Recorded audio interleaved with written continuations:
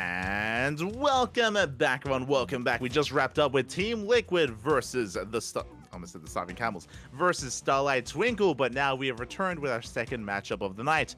Our second match of WTL World Team League 2023 Winter Round 10, day number 2. We are here with Mystery Gaming versus the KWANGDONG Freecs. And the last series was a little bit one-sided. It was a 6-0, a bit one-sided.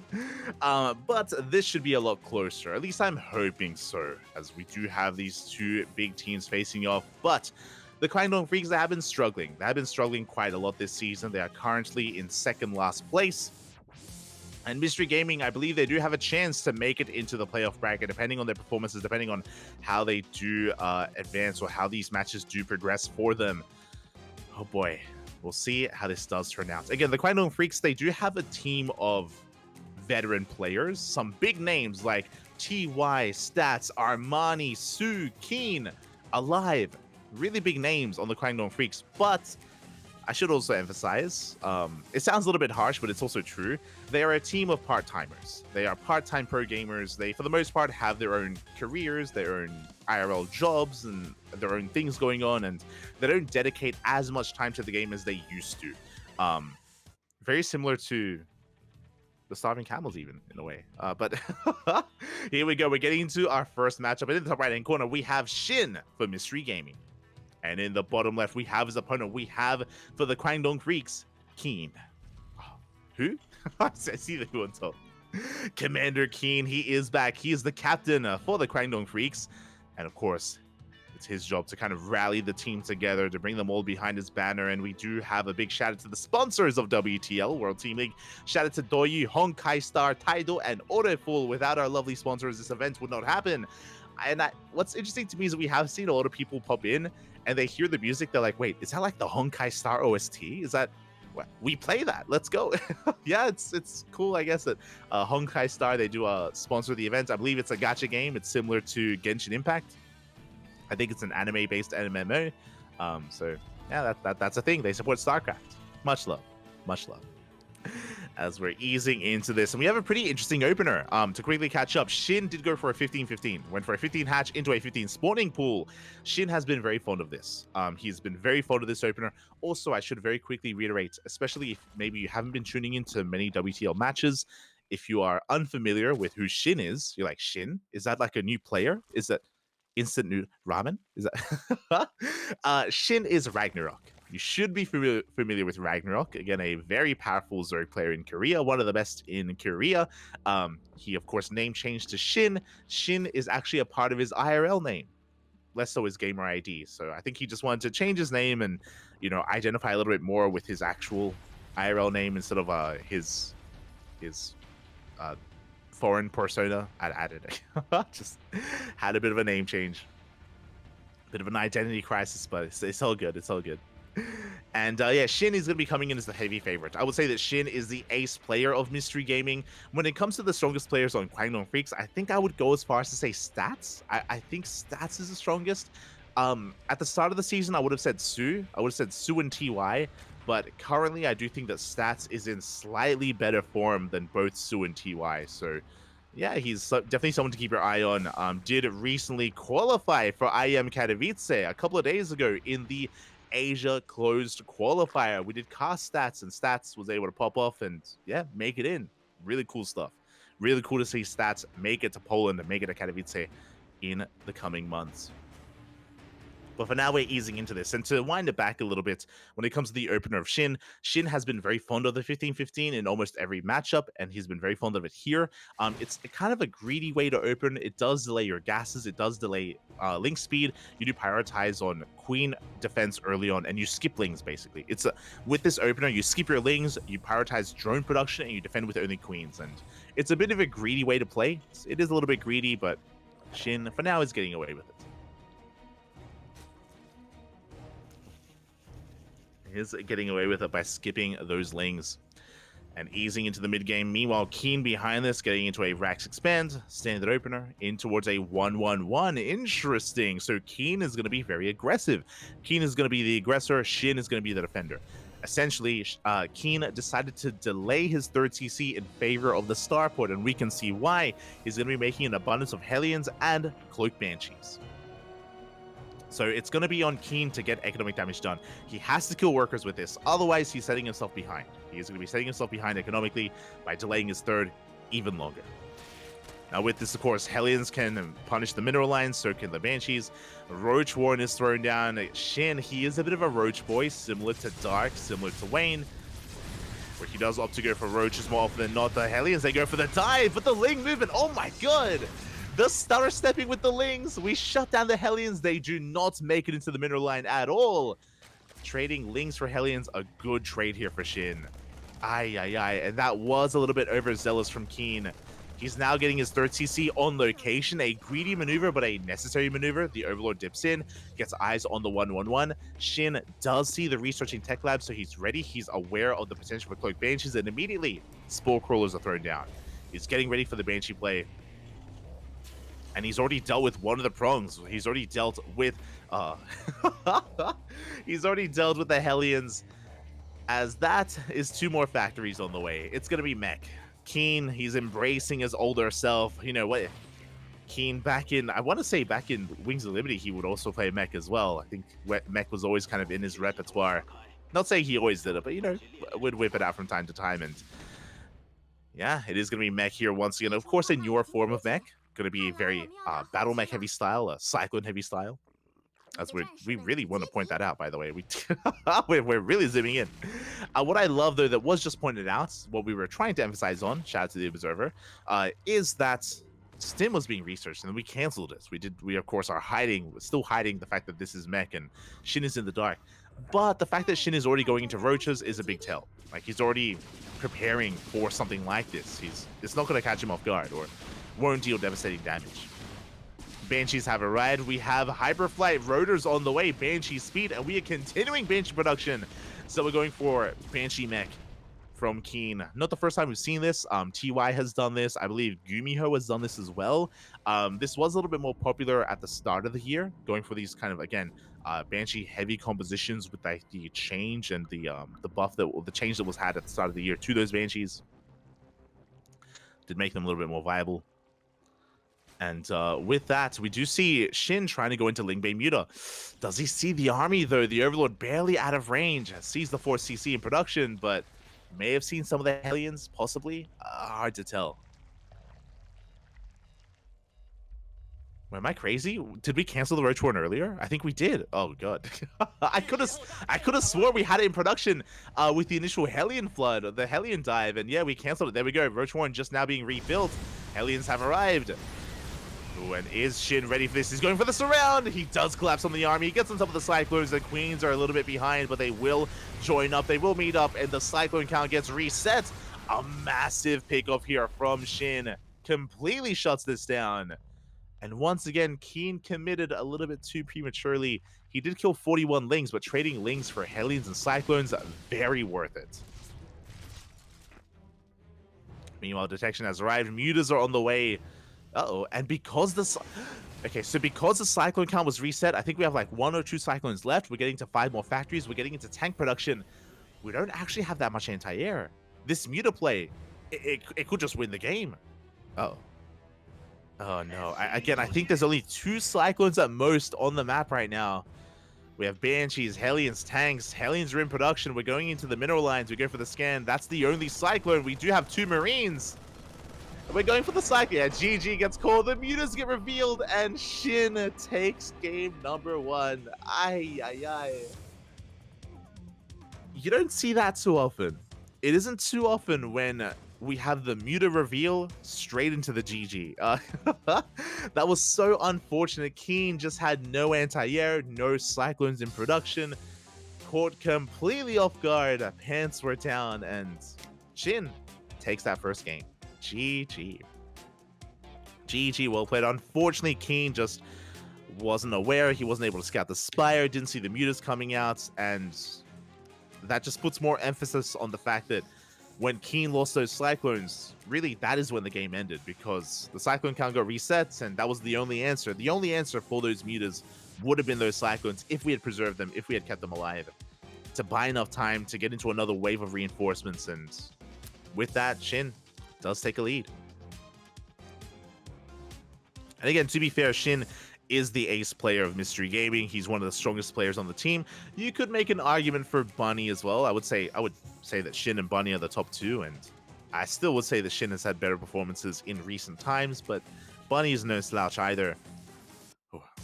Regardless, though, it's going to be an uphill battle here for Keen. And his map of choice, Oceanborn. Let's go. Let us go.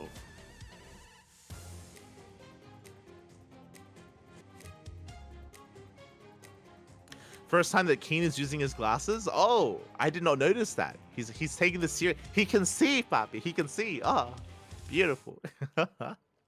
And here we go. We're getting into game number 2 and spawning in the bottom right-hand corner of Oceanborn. We have Shin for Mystery Gaming. And spawning in the top left, we have his opponent we have for the KWANGDONG Freecs. It is Keen, the commander himself. And just like the previous game, I don't know if you noticed, we did have an extractor trick, and Shin is once again going for the 15-15. It's a 15 hatch into a 15 spawning pool. We did mention it earlier, but the goal here is to skip out on your lings early on, to be a little bit greedy, to defend with queens, and just drone heavily. This does mean that the gases are late, so the gases are a little bit later here for Shin, and this could kill him because Keen is going for a proxy. Let's go. It's a proxy 2 racks in the center of the map. Oh boy, and for now, Shin is in the dark. Now, Overlords are moving out, and there is a chance that those Overlords will scout what's happening. Overlord making its way towards the center. Up! And it looks like we will. Will we? I think we do. I think it's going to be so close. One of us. Up! We do get eyes on the proxy. Ay. That is so unfortunate. Now, this Overlord should be rerouting and confirming whether this is a 2 racks or a 3 racks. As for now, we are still in the dark as to which one it is. Drone is moving out preemptively as well, just to get a read of what's going on. And Shin, knowledge is half the battle, and I mean, he knows that he's being proxied. Drone does confirm the 2 racks, goes up the ramp to look for a third, finds none. So again, it is a 2 racks. Now, a 2 racks opener here, or sorry, a proxy 2 racks is not all in. You can transition out of this, and we're going to be going for some bunkers, but the boys are being pulled, and we are denying the bunkers. We're going to be delaying the bunkers for a little bit longer. We do get a little bit of DPS there on those SCVs. Because it was a pull first, by the way, that means faster queens and faster lings. Oh, that is unfortunate for Keen. Again, the lings are already coming out, and Shin is looking to shut this down. These bunkers, they're not going to finish. There's no shot, no way. Queens are already in production, forcing this army back. And we're even going for the surround. We're committing to the Marines. We do catch 1 Marine. A second, and soon to be a third. There's 1 SCV left, but it's barely alive. We do kill 1 drone. That's a kill, not a cancel. No, that's a kill, not a cancel on the bunker, and there's nothing left here. The lings, they get cleaned. Sorry, the Marines get cleaned up. The SCVs as well. We do have Reapers on the way, and they will be able to micro against these lings. And the game is going to settle from here. Shin is going to be droning. Because of these Reapers, Shin cannot push out. Remember, because of Shin's opener, no gas. 0, or like very limited gas available here for the Zerg player, so no ling speed, still working on that. Still working towards 100 gas. Oh, as he shuts down one of the Reapers. Bit of miscontrol there from Keen. Oof. And Shin is just droning.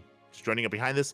Keen should be transitioning back at home. He's getting his CC on the high ground. His racks are floating back as well. The Reapers will give him map control, and he's transitioning out of this. But what I will say is that this opener from Keen, even though I did say this isn't all in, and I stand by that, you know, proxy 2 racks is not all in, 3 racks more so. But proxy 2 racks you can transition, but this still had to do more damage. This still had to deal more. This has not been enough. Up! Oh, as we almost catch the Reapers. Behind this, Keen, he's going for a 3rd CC. He's double expanding. Very necessary.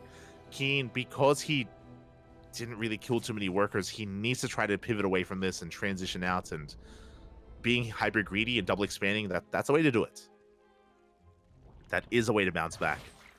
Meanwhile, Shin going for 2-base lair, 2-base Muta. We have options.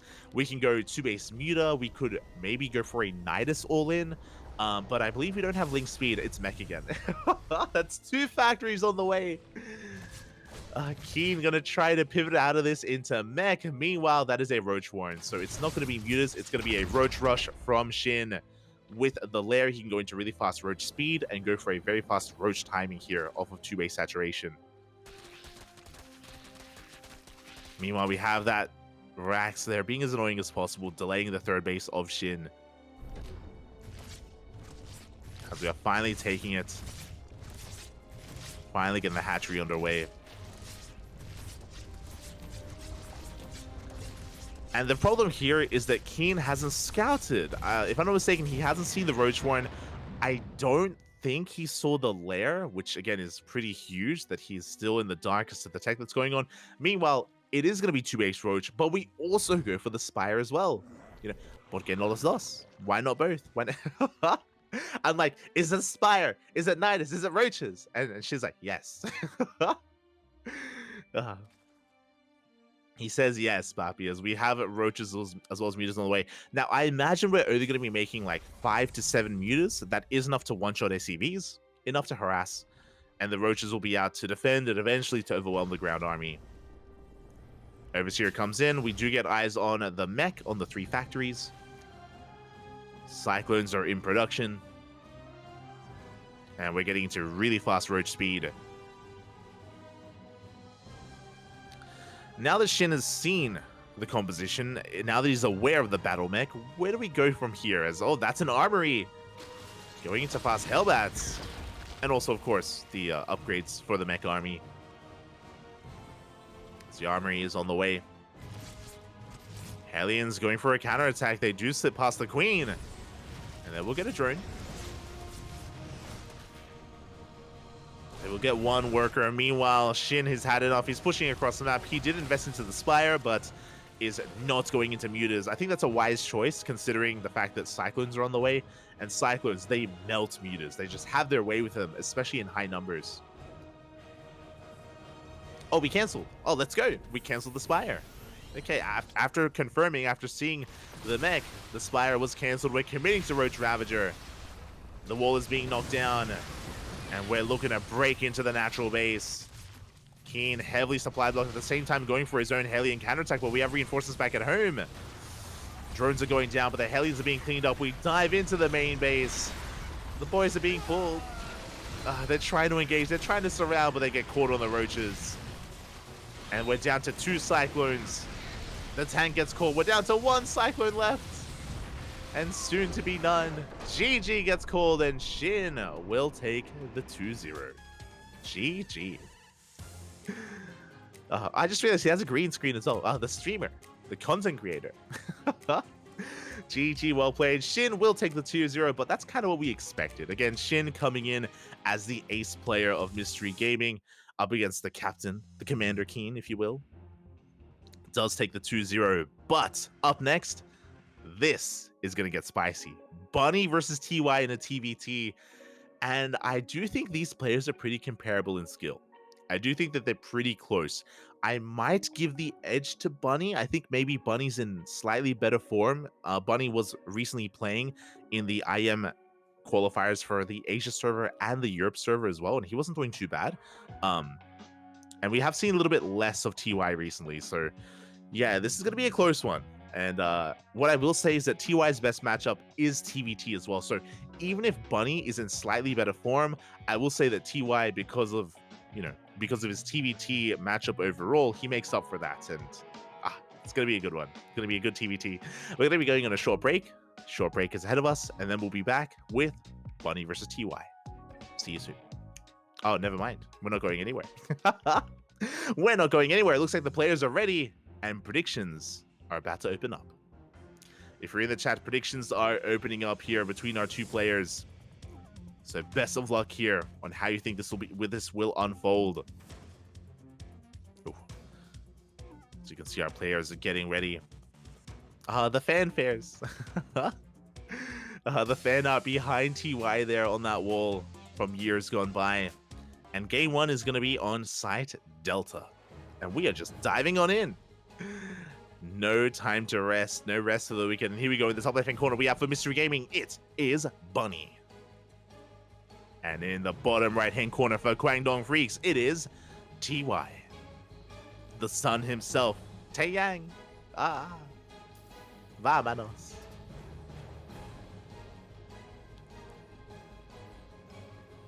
Here we go. As we are settling on into this. And again, TY has, been looking good overall here. For those that are curious, TY, he's not really active when it comes to the online tournament scene, but he has been active in GSL. Same with Bunny, actually. It's a pretty interesting dynamic where both Bunny and TY, they haven't been active when it comes to KSLs or ESL Open Cup Asias or any of these online tournaments, but they're always there for every season of GSL, and both TY and Bunny, they typically do have pretty respectable performances and runs in GSL, whether it's season 1, 2, or 3 of this year.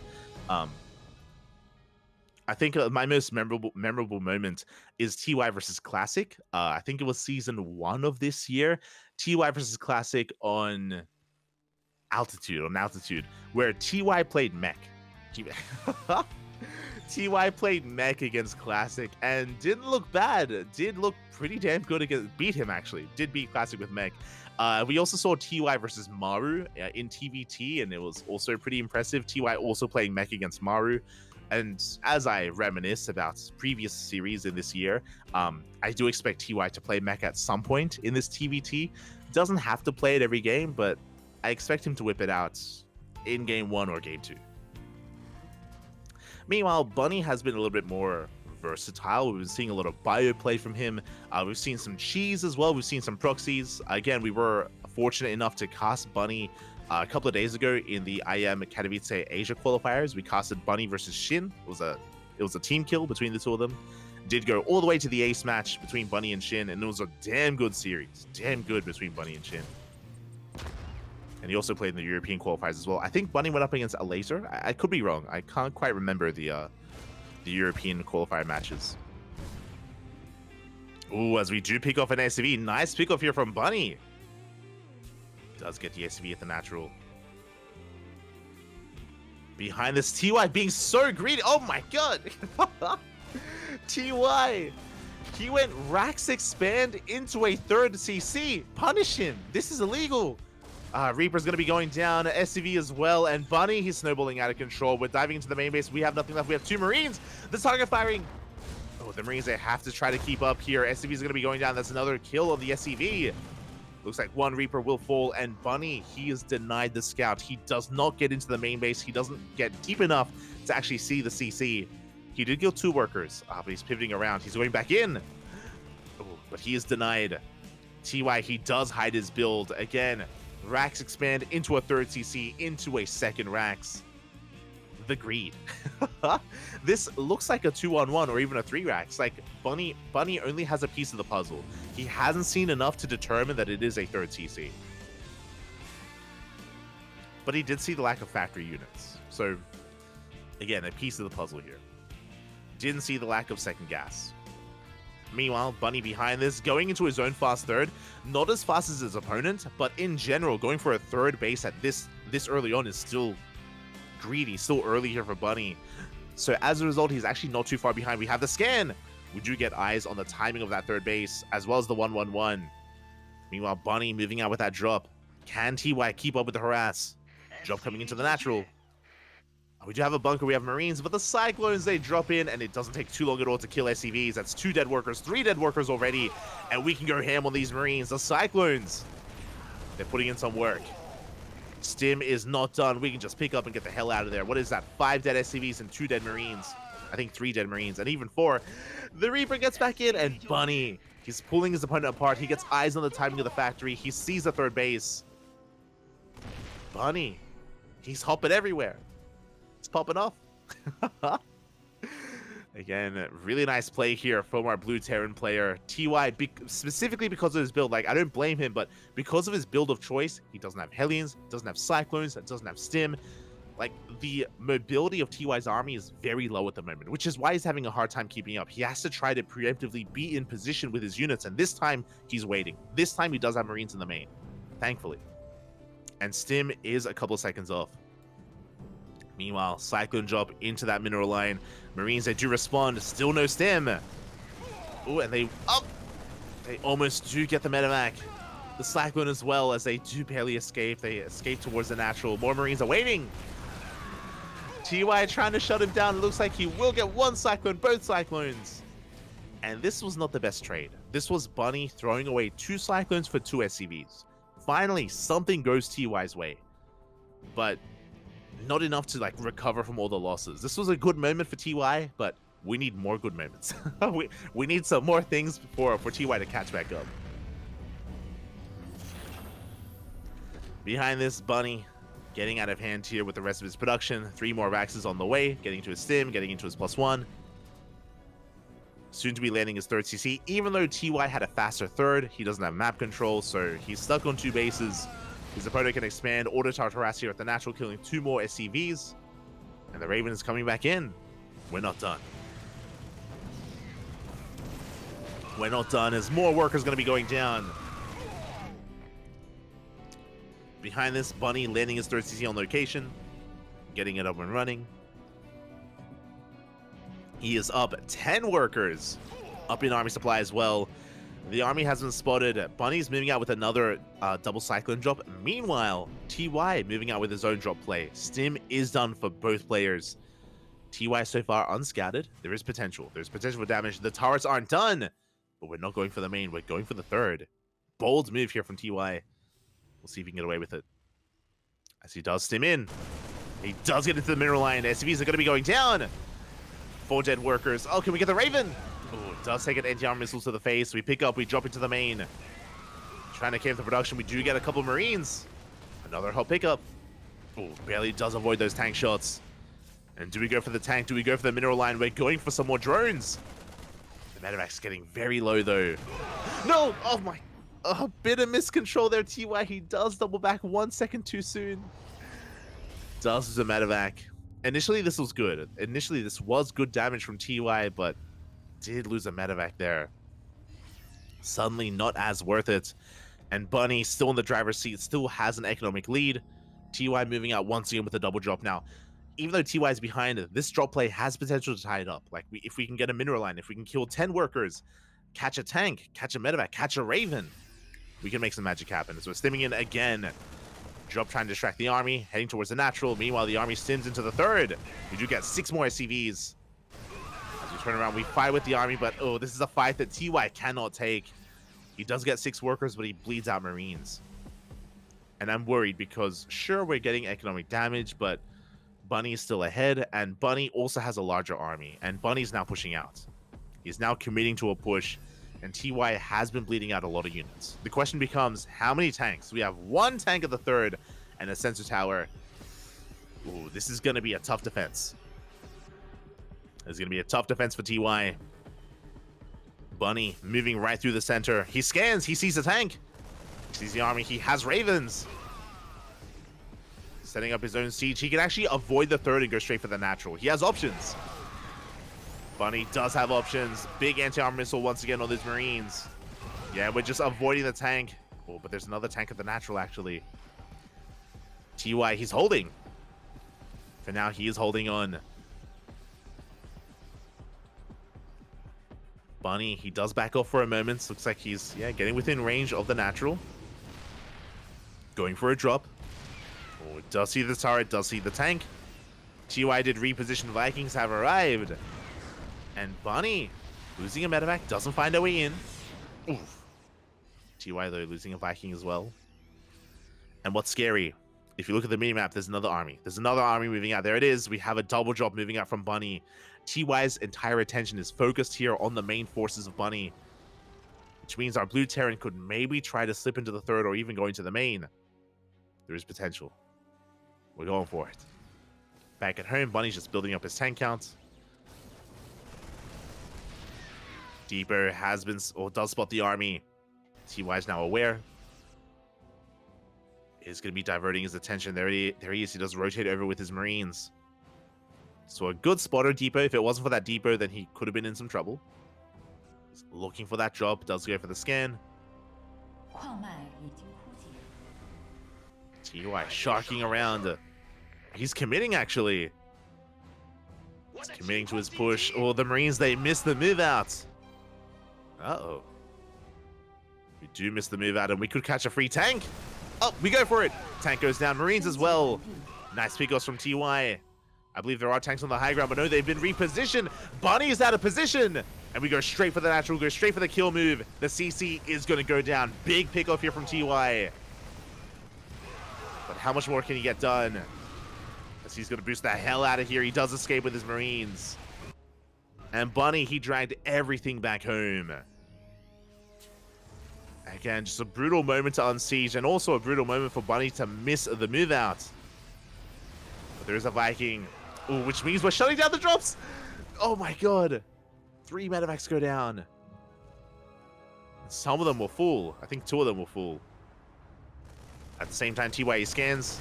He's diving into that third. But Bunny's in position. Is going to force him back.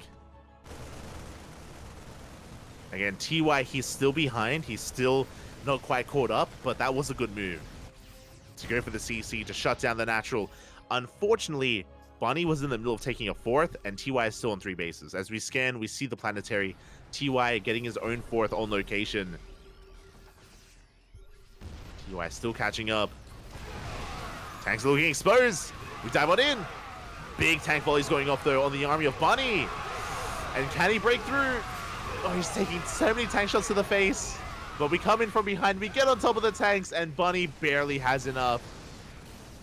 We needed some more Marine reinforcements, and TY just wasn't here in time. He loses every single tank. TY does force back Bunny, but remember, Bunny, he traded Marines for tanks. And he maintains his own tank count. A solid trade from Bunny. TY has to just rebuild his tank count from the beginning, from scratch. 4th base, though, up and running. We do have comparable economies. Again, TY, he's been on the back foot from almost the beginning of the game, but he's catching back up.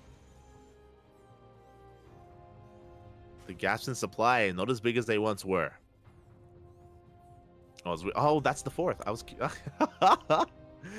Sorry, that's the 5th. I was really curious because I saw the Maynard over towards the 5th base. I was like, I'm pretty sure TY did not start a CC. It's like, oh, that makes sense. He's floating his main. Uh-oh. As he floats his main, Bunny, he does see. He's coming in. He does zone back the army, but he shouldn't get a kill on the base. Does get an SCV or 2.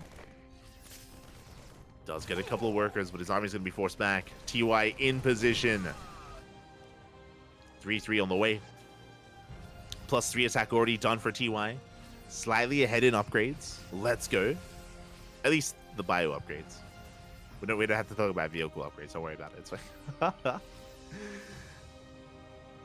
As Bunny's building himself back up. Going to be retreating for now. Down a base, technically. But still even in workers. As he's working on his own 5th. TY even incorporating a couple of those liberators. Gonna be relying on that air superiority, on that air control. Vikings on the way.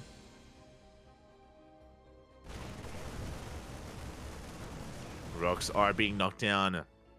Now, Bunny actually went back into Raven production. I was curious. I was like, I don't think he started Interference Matrix. And there it is. Interference Matrix is on the way. The armies are gonna be clashing. Ooh, Bunny's the first to siege. Big anti-armor missile as well, and TY, he gets caught off guard. This was not the fight to take. As he does siege up on the high ground, does force back the army. That was a scary moment for TY. As he almost got caught out. But again, Interference Matrix is being resourced, so Bunny is going to be heavily reliant on those Ravens. As he's up to, what, 4, 5 Ravens, soon to be 6. He's making 2 Ravens at a time.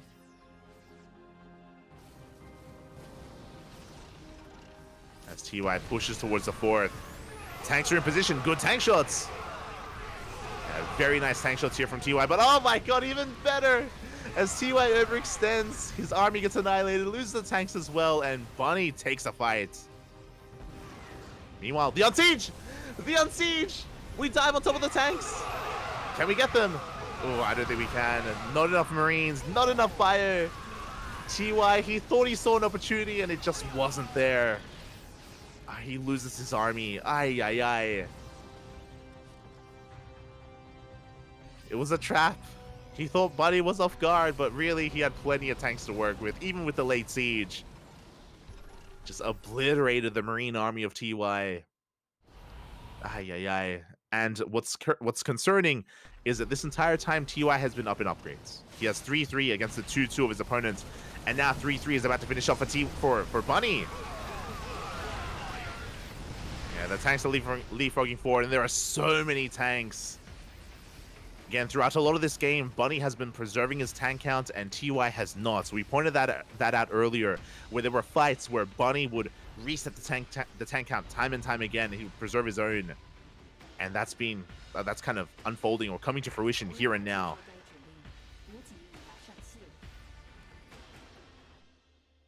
TY trying to find another way in, going for a double drop. A triple drop even. Towards the north. Looks like he will find a CC. He will shut it down. Does force a cancel.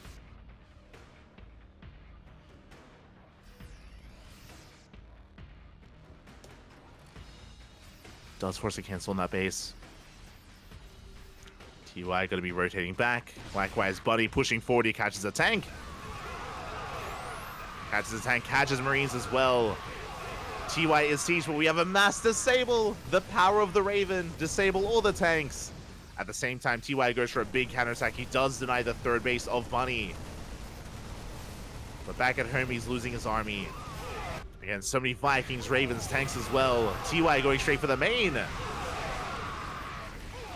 Going straight for that main base.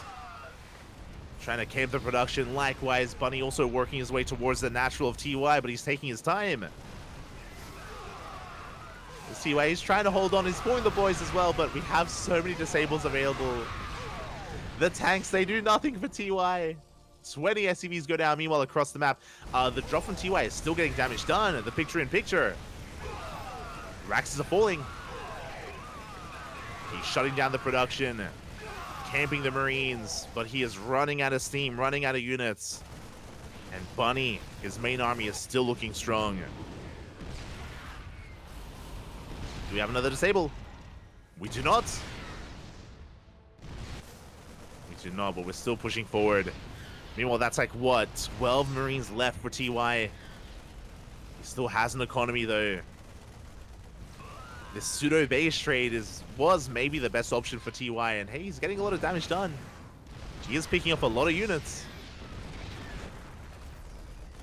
And Bunny is still not in the main. Meanwhile, here come reinforcements. TY, he wants to try to break the natural. He sims on forward, trying to get on top of the tank. Auto turrets are thrown down. Tank falls, SCVs as well.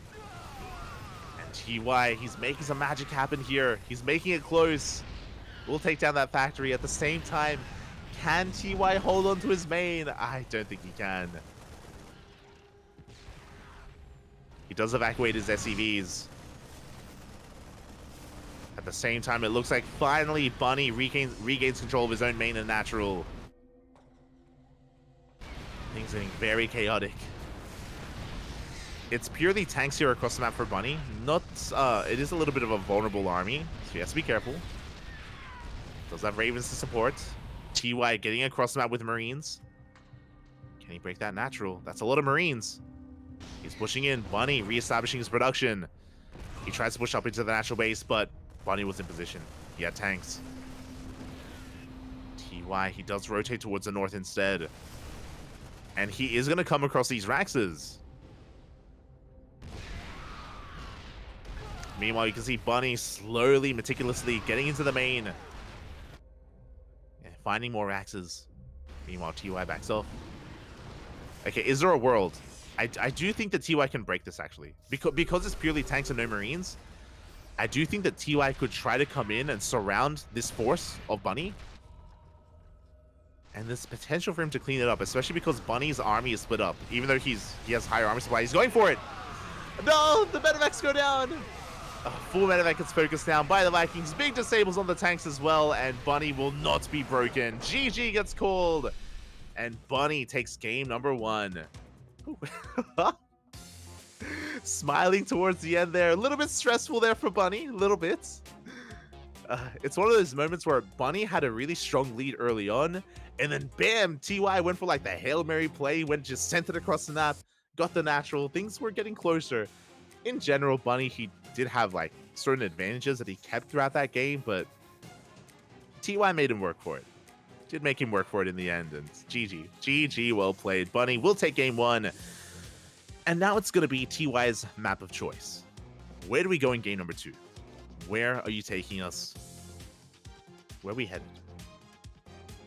Here we go. As again, it is going to be loser's pick. It's going to be on TY to set the stage here. Do we go for a larger map or a smaller map? Do we go for the extreme of Radisson Station, for example, or the opposite extreme and going for something smaller like Hard Lead? There it is. We're going for Hecate. Okay, interesting. Very interesting map. So, as opposed to Side Delta, Hecate, there's a lot of bases. It's a very wide map, but the biggest difference here is that Side Delta, the center of the map is very wide open. There's some, like, sure, there's points of elevation, yes, but it's very wide open. Hecate, a lot of choke points. A lot of choke points on Hecate. It can be very difficult to actually push out across the map, especially in TVT, where if your opponent is pre-sieged, if they're set up, it can be very difficult to gain ground. So I'm curious if TY wants to be greedy again and get into a stable mid to late game. A stable economy, a stable army. I'm curious. As we're loading on in and spawning in the top right hand corner of Hecate, we have for Mystery Gaming, it is Bunny. And in the bottom left, we have his opponent for the KWANGDONG Freecs, it is TY. Here we go.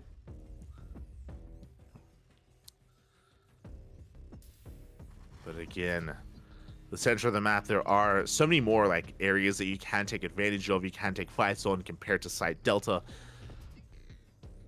So I imagine TY wants to try to slow the game down, but we'll see. We'll see what his plan is going to be. We'll see how he approaches this. Remember in that last game, we had an insanely greedy opener from TY going for a very fast 3rd CC. It was 3rd CC before Factory. It was 3rd CC before 2nd Racks even. And TY was punished for it. If you remember, the hyper-aggressive nature of Bunny did pull TY apart, and that's why Bunny was able to get an advantage early on, take an economic lead, a lead that he never really lost. Did never really lose it throughout that game. And again, that's what happens when you take a risk. You know, if you cut corners, if you're very greedy, you leave yourself vulnerable, and sometimes you can be abused for that. Sometimes you can be taken advantage of, and in the end, that's what Bunny was able to pull off. Also, for context, Bunny needs one more win here to win it all for his team, for Mystery Gaming. TY has to fight back here now to give Stats a chance. Here we go.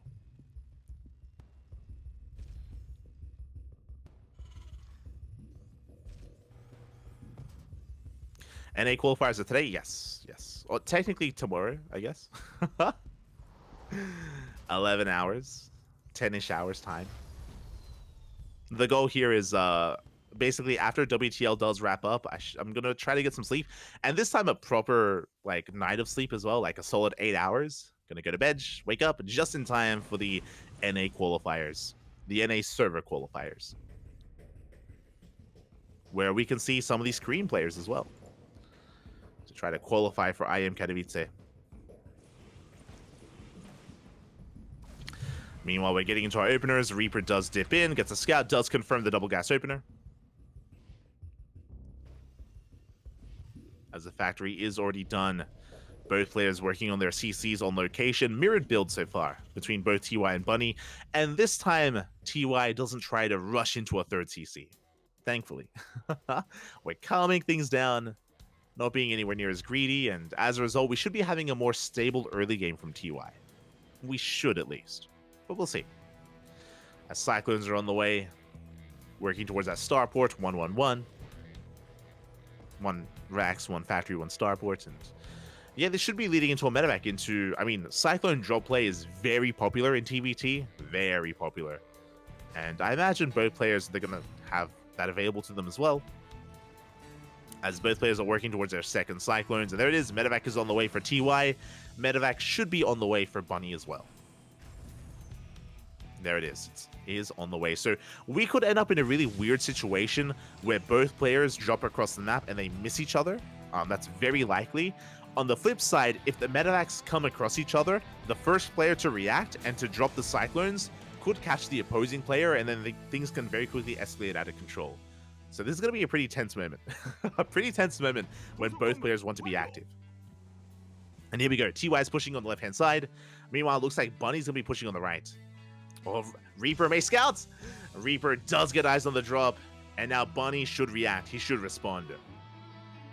Oh, no, he's committing. And he also gets scouted. Okay, both players spot each other. How do they react? As TY does turn around. Okay. TY respecting the drop quite a lot, actually. He turns around. He's trying to chase him down. Bunny none the wiser. Oh! As they do drop at each other. Good control. We break the lock on. Hard pick up out of Bunny, but TY did shoot first. So TY is ahead when it comes to the HP on these Cyclones. But you can see Bunny, he's coming back with the rest of his army. He wants to try to go for this round. He's collapsing on this. And he does focus down the medevac. Medevac does fall. The Cyclones as well. Bunny catches TY completely off guard. Who caught who? As TY was hunting Bunny, but really TY was the hunted. Good control, he saves the Cyclones. They both survive. A great trade here from Bunny. And TY has to back off. Behind this, Bunny going straight for a third CC. TY just now starting his own third. So Bunny does have quite an economic lead there. He has the faster base, he has the larger army because he preserved his units, and behind this, Bunny is going for Interference Matrix, he's going for the disable on the Ravens. Again, that was a tense moment. Reaper goes in. Big scout for Bunny. He does confirm the Rax is on the way, so now he knows it's not mech. He also confirms the CC timing from TY, so he knows that he is ahead in the economy. And he's not done. Remember, he did save those Cyclones, and we're back. We're back, finally committing to the drop. Now, there is a tank at the natural, so Bunny has to be careful. He has to be very careful with his positioning here as he dips in towards the mineral line, just barely out of range of the tank. Ooh, does take one tank shot to the face. Oh, and will lose one Cyclone. Not the best trade, one Cyclone for two SCVs. Meanwhile, Liberator arrives. TY doesn't want to take this line down, but we have plenty of Cyclones in position. We trade 1 for 1. Oh, not quite. Liberator kills one Cyclone and two SCVs. It's okay. It's an okay trade. It's some counter damage. And with that, Bunny is backing up. TY building himself back up. Also investing into Interference Matrix. Also investing into that Raven upgrade. Is one step behind Bunny, but thankfully it's only a step. You know, it's not, he's not behind by an insurmountable amount. TY is very much so in this. Scan into the main, once again confronts production. He also sees the researching tech lab, so Bunny is aware that his opponent will also have those Raven upgrades. Meanwhile, Cyclone drop moving out once again. Both players getting their third bases up and running. Bunny, he is up by a couple of SCVs, as we did mention earlier. Still maintains that SCV lead. And he's back, and it looks like he will kill some more workers. The tank's not quite within range. They're repositioning. Marines are pushing in, and we do get 3-4 SCVs. Very nice pickups. We get into the main. There is a tank. Ooh, and a little bit late to pick up there. Bunny does lose one of those Cyclones. Bit unfortunate.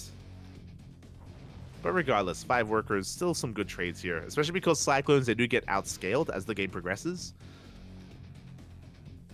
It's all about the biotank and then air control. Less so Cyclones. Cyclones are, again, not as useful. So trading Cyclones for SCVs at this stage of the game is always a good thing. As we're working towards our upgrades, both players are going to be backing off, saturating their third bases. We mentioned before that being active with your main army on this map is really difficult just because there are so many choke points. And if your opponent's in position, then your opponent will be able to get the first volley off and take a better fight, take a better trade. Shot play coming in is spotted. Oh, as Bunny barely wins out that head-to-head fight as well. The Marine on Marine action. Aye, aye, aye. But Bunny, he's aware of the drop on the right-hand side, so he's just trying to split up his army, trying to keep up with the movement of Bunny. Well, as we do load up, and We will threaten a drop into the natural. The main army pushing out as well. Ooh, is spotted by TY. And he should be rotating. He's trying to, but it does feel like TY is a little bit late. Drop going straight for the main. TY, he has to respond. He does pull back in. Big disables here on the medevacs. The Marines, they're being completely shut down. Meanwhile, TY getting in position at his natural. Tanks are resieging, but we have disables. Oh, clutch on siege. 2 tanks will escape. Just barely. But the CC's under threat, and that 4th base, it's gonna go down. Big pick-off. Likewise, this time a little bit too late to unsiege on the right-hand side. Another tank is gonna be falling. But at least TY kept 2 tanks alive. The drop comes back in. No shot. It comes back into the main base. Workers are going down. TY, he's being pulled apart. He cannot keep up. Not with Bunny. That's going to be 15 dead SCVs. We drop here on the low ground. Get on top of the tank. And this is just becoming too much. The tank falls. More SCVs are going to be going down. TY, he tries to break free, but he can't. He cannot break free. Bunny at this point in full control. GG gets called, and Bunny will take the 2-0 over TY. GG, well played. This time a much more stronger, solid performance out of Bunny. Game 1 got messy. Game 1 got very messy, got very chaotic. TY was able to, again, almost pull himself back into that first game, but here in game number 2, Bunny was all over it, and yeah, really well done. GG, well played. With that, Mystery Gaming will take the win here in this Team League match. But is it going to be a 4-0 or even a 4-2? Because we have one best of 2 left, and Stats has the opportunity to fight back for himself and for his team. Up next, after this small break, it's going to be Strange versus Stats in the PvP. See you soon.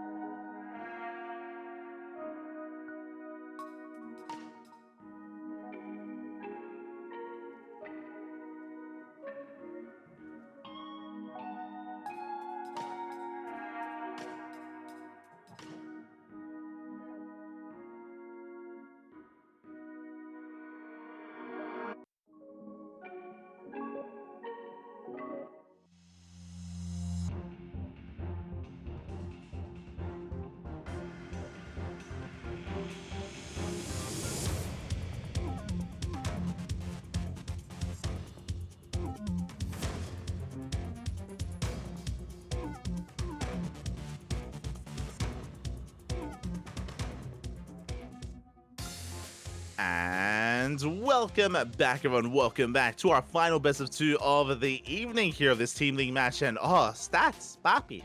He's he's got his nice cozy, jacket on. He's got the fireplace going behind him as well. Stats, after the military, he's living the life. Living the life, Papi. It's beautiful. And we're diving into our PvP. Sporting in the top left-hand corner, we have Strange for Mystery Gaming. And in the bottom right, we have his opponent for the KWANGDONG Freecs. It is Stats. Look, he's so cozy. Let's go.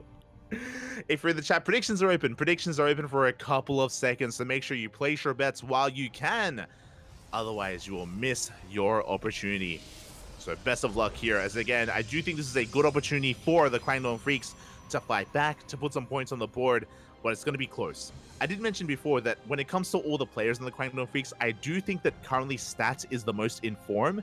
I do think that he's currently the most in shape compared to all of his other teammates, but at the same time, this is a PvP, and this could go either way. And Strange, he's a bit of an underdog, you know, like he may not be as known as some of the other European Protoss players, you know, like Showtime or Skilless or MaxPax, but Strange is a good player in his own right, and he has gotten some good wins here in WTL for his team, so he is not one to be underestimated. And I hope that Stats doesn't underestimate him either. As we are easing our way into this, and so far we have 2 gate openers from both players, 2 gate opener out of Strange, 2 gate opener out of Stats. Both players are mirroring each other in this PvP. And we have seen Strange all in PvPs before. He has doubled down on aggression. So I'm not going to be ruling that out. Not yet.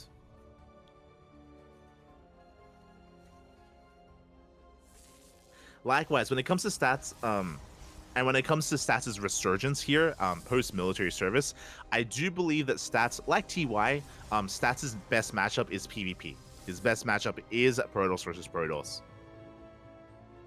So this is a good opportunity for him to showcase his skills. We've seen Stats quite a bit against some of the other big Protoss players in Korea, and I do think that Stats is still currently underneath Classic and Hero. And I think he's comparable with SOS and Nightmare. I think Stats is comparable to them. I still want to favor Nightmare, and I still want to favor Creator as well. But Stats, like, he is kind of closing the distance between himself and some of the other Protoss players in Korea. He's closing that distance. I think we have seen Stats beat Nightmare before in PvP. I want to say that's happened. But now though, Stats going for his expansion, opening up with Double Stalker. Likewise, Strange going for his own expand as well. Both players are getting to sentries. The power of the sentry here in early game PvP is the scouting potential.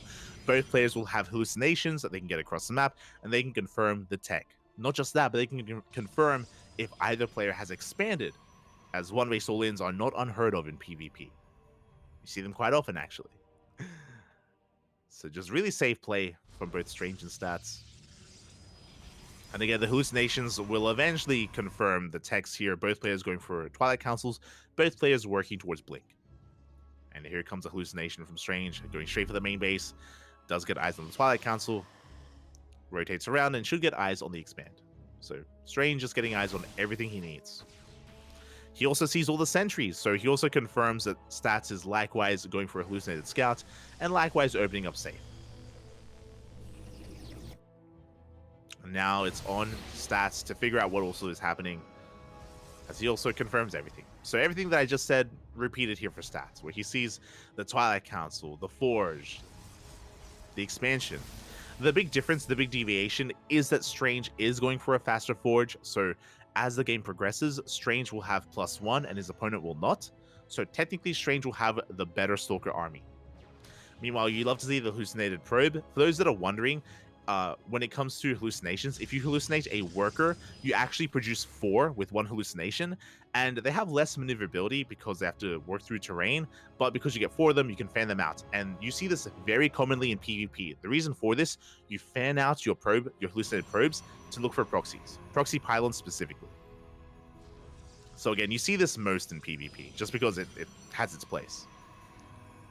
So Stats, he just fans out, looking for any kind of hidden pylons. As for now, the game has been pretty passive. Both players are just building themselves up on 3 bases. Both players, they take their thirds. We can see Stats working towards his Forge. He's going to have delayed +1 and delayed +2 as a result. Bear that in mind. But I believe Stats is going for a faster Robo for potentially Immortal Production. Once again, both players are working their economy. The Adepts they shade in. Stats not quite in position, and probes are going to be going down. 2 Adepts do one-shot workers. We get 2. We do get 3. Almost 4. Good amount of damage. Stats before this was ahead in the worker count slightly, but now things are evening up. So a good trade from Strange. also scouts, and I believe saw the forge as well. So nice moves.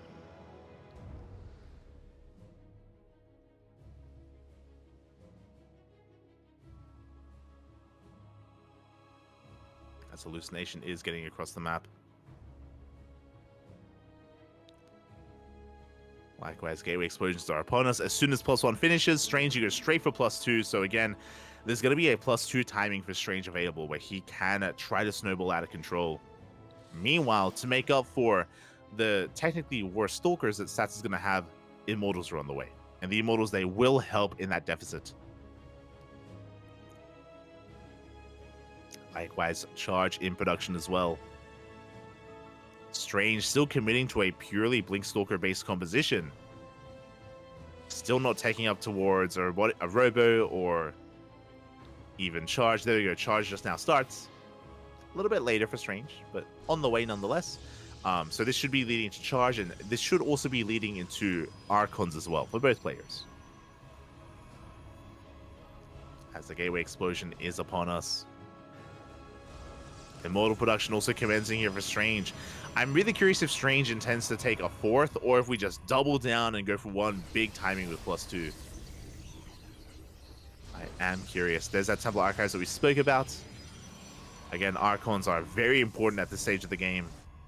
Archons, they don't really do too well against Stalkers, but against Zealots, that's where they really pop off. It's very commonplace here for Protoss players to invest into Zealots, so that's where Archons, they can come in, they can zone armies away. Even if your opponent is up in supply, even if your opponent is like up, say, like 10 to 15 even Zealots, good positioning with Archons can just annihilate them.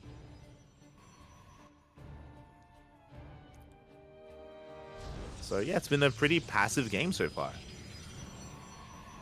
Both players are just taking in their own way, expanding in their own way.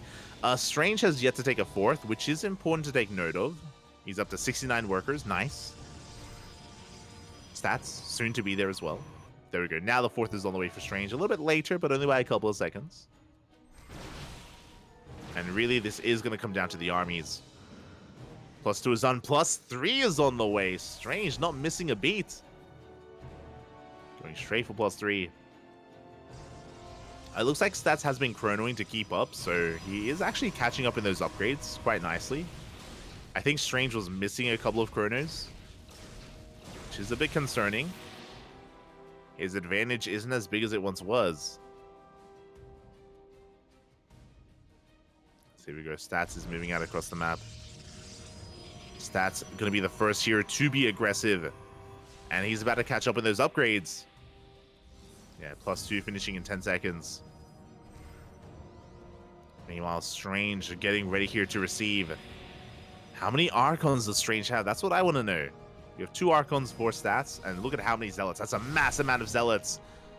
Without Archon, Strange is going to have a hard time holding. He does have 4. Has a 5th on the way. Zealots, they do push forward. We do have the shield battery. We have an overcharge available as well. There it is. The overcharge is going to be popped. Zealots are being cleaned up. We dive on the shield battery. Shield battery is going to go down. And Stats, he's busting his way in. The Immortal's doing so much damage in the back line. And Stats, it looks like he is breaking through the army. And he is breaking the 3rd. And Strange has almost nothing left. It all came down to one fight. GG gets called. And Stats will take game number 1. And the first game for the KWANGDONG Freecs. GG. GG, well played, mate. Those Immortals from Stats, they got so much value. There were 3 Immortals in the back line. They focused down the Archons, focused down the Stalkers, of course, thereafter. Strange didn't have the best positioning with his own Archons, unfortunately. Because of that, the Zealots of Stats actually did quite well for themselves when it comes to tanking for his army and taking a lot of shots. Ooh. And yeah, very well done there. Very nicely done by Stats, able to tie up the upgrades, and he hit his own timing with +2. Strange, it did feel like he was missing a couple of opportunities there when it came to his own upgrade timings and his own pushes as well that he could have potentially gone for. Maybe second guessing himself there. And with that, Stats does take game 1, and it's going to be on Strange here to fight back in game number 2. We're going to be loading into Hard Lead. Hard Lead is up next.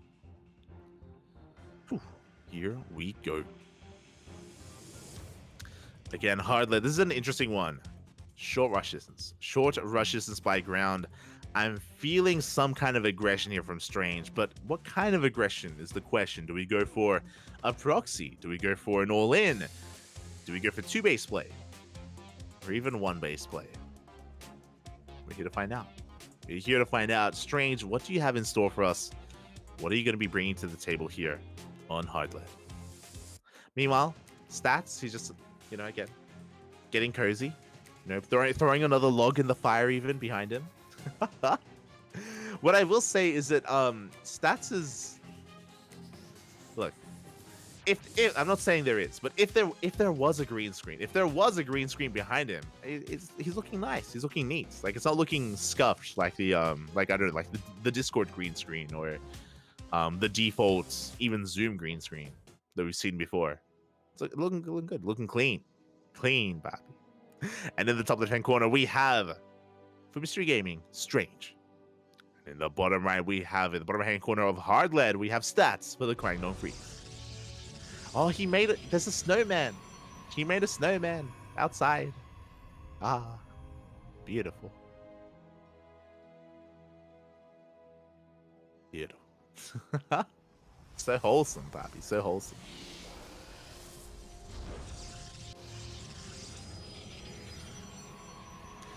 Here we go, as we are getting ready for our final game here of the series. It all ends here. It all ends on Hardlet. And for now, we have 2 gate openers. 2 gate openers from Stats as well as Strange. Probe is moving out for a bit of a scout. Strange, I believe, hasn't moved out with a probe yet. He is still in the dark. Yeah, second gateway has been thrown down. Stats is going for the scout into the main, trying to get a read on where the second pylon is and whether it gets thrown down in the base or if it gets proxied. Cybercore on their way. And Strange, he does have a probe on the map, and are we looking to throw down that pylon? No, we're just scouting. Okay.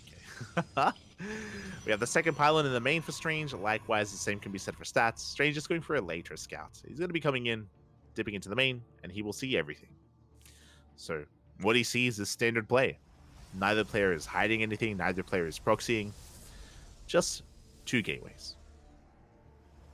And now we're going to be having our first 2 units of choice. Last game, it was double Stalker into Sentries. Here, once again, double Stalker. Okay. Great minds. They think alike.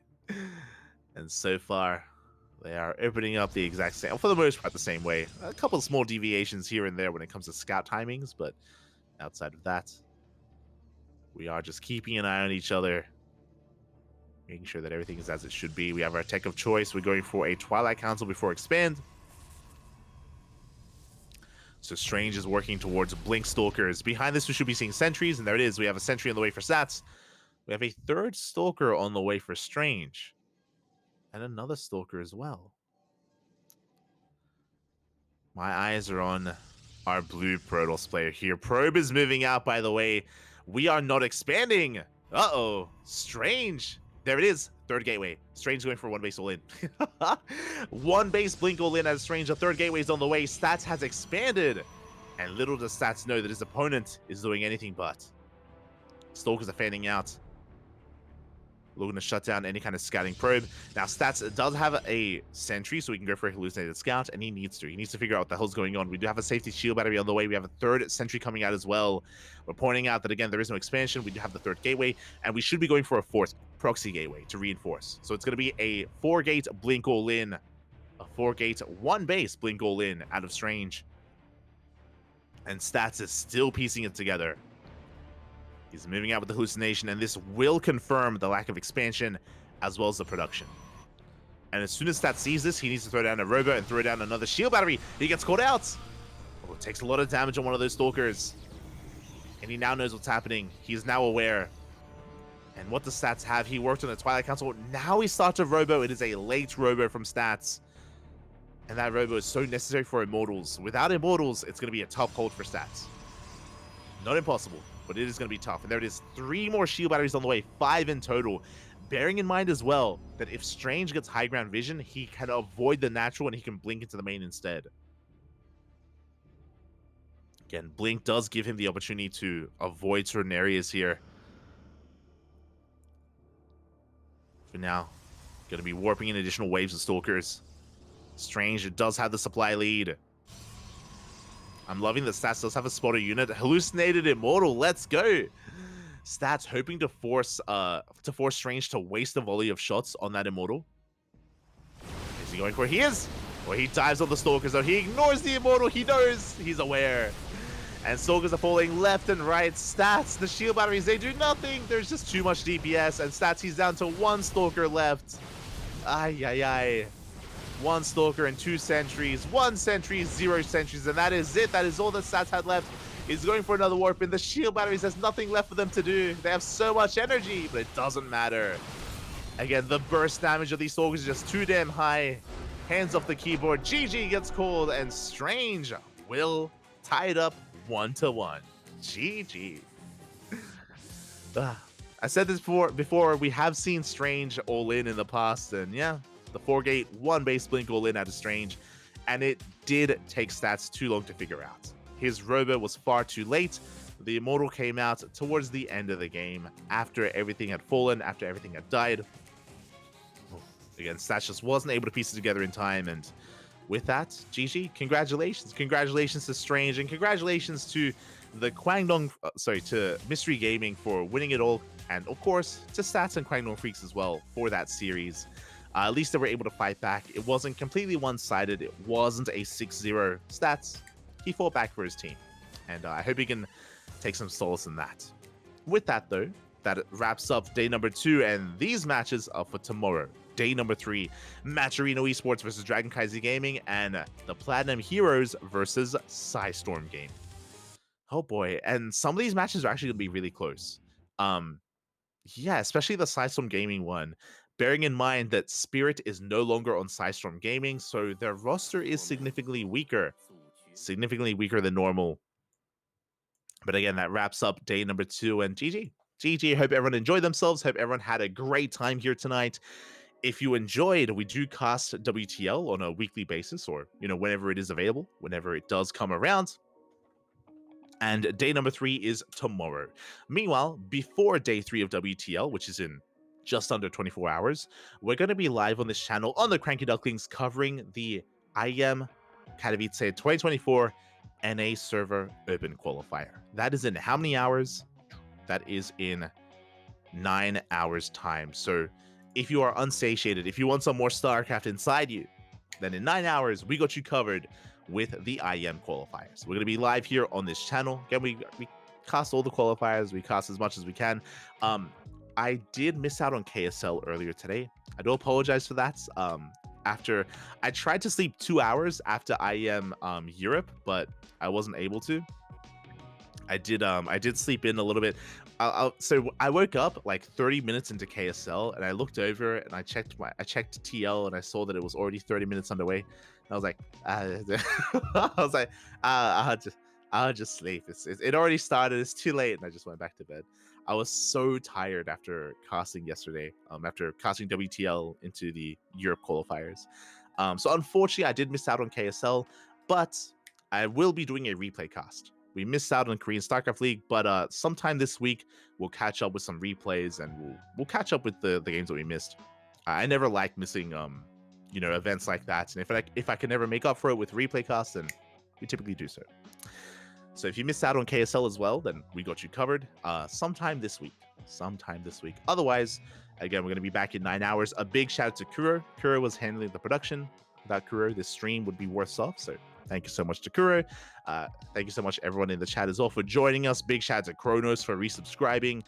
And yeah, if you tune in for the first time, consider following us here on Twitch. We have a YouTube channel. We have a Discord server. All things Cranky Ducklings. YouTube, Twitter, Facebook, Instagram. No TikTok. We don't dance on TikTok. That's not. Maybe one day. Maybe maybe one day we'll start that up. But for now, we're everywhere else essentially. So if you want to follow us, you can. Otherwise, yeah, more importantly, check out our YouTube. We upload on a daily basis, and we stream to YouTube as well. YouTube, Poppy. Otherwise, thanks for watching. Thanks for the support. Stick around. We're going to be giving another StarCraft streamer a raid. Not too sure who, but we'll find someone to raid. So give them a chance. Give them some love. Give them some support. Otherwise, thank you for watching, and we'll see you guys in 9 hours for I Am Katowice, North America. Until then, hasta luego. Bye. Hasta luego.